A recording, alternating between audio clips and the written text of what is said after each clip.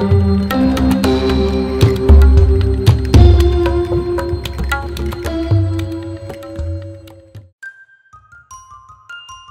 yang terlintas dalam benak saat ada orang yang menyebut patok? Bakpia? Bakpia patok? Ya, makanan asal Yogyakarta itu memang sudah tersohor ke seantero negeri. Si mungil manis itu rasanya enak dan bikin ketagihan. Duh, jadi pengen ke Jogja nih. Kalau nanti ke sana, jangan cuma berburu bakpia patok dan kuliner khas Yogyakarta lainnya ya. Selain makanan, di sana ada banyak tempat bersejarah yang layak dikunjungi. Salah satunya adalah Masjid Patok Negara Dongkelan. Ada sejarah panjang yang menyertai perjalanan masjid tersebut. Orang yang pertama kali membangunnya adalah Kiai Syihabuddin atas perintah Sultan Hamengkubuwono I pada 1775.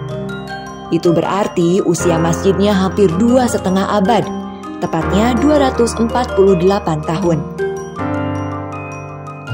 Ada beberapa versi terkait arti dari patok negara yang dijadikan nama masjid tersebut.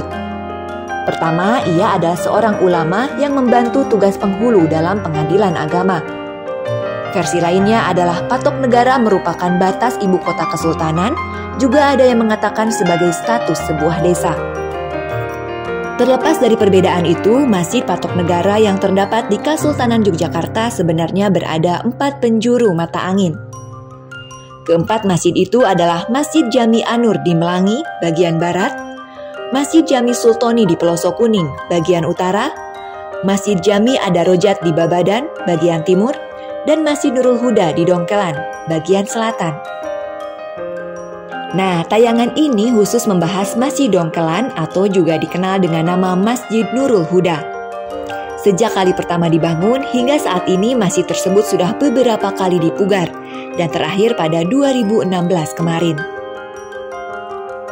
Bangunan utama masjid ini berbentuk persegi panjang yang ditopang dengan 4 buah sakaguru di atas umpak batu andesit.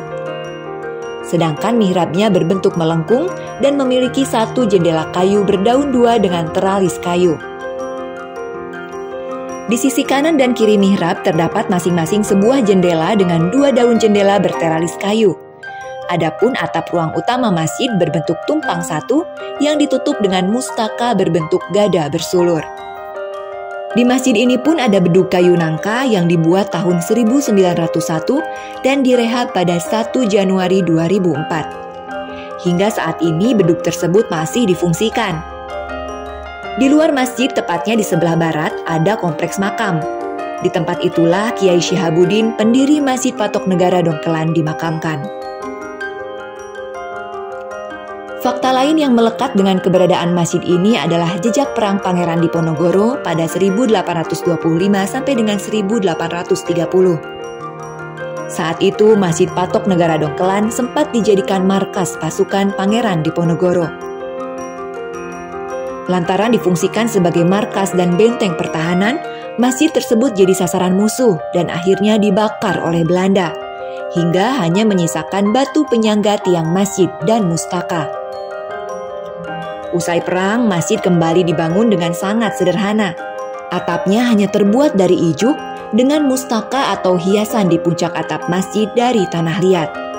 Pada 1901, di masa pemerintahan Sultan Hamengkubuwono VII, masjid dibangun kembali seperti bentuk semula. Pemugaran itu mengganti mustaka tanah liat asli dengan mustaka yang terbuat dari seng berbentuk gada bersulur. Mustaka tanah liat kini disimpan di rumah Kiai Komari. Setelah itu masjid dipugar kembali pada tahun 1948 untuk menambahkan serambi yang semula hanya berupa selasar. Semula, semua Masjid Patok Negara memiliki fungsi sebagai pusat pendidikan, tempat upacara atau kegiatan keagamaan, sistem pertahanan, sekaligus bagian dari sistem peradilan keagamaan atau pengadilan Surambi. Pengadilan tersebut berfungsi untuk memutus hukum perkara pernikahan, perceraian, atau pembagian waris. Sementara untuk hukum yang lebih besar seperti perdata atau pidana diputus di pengadilan keraton.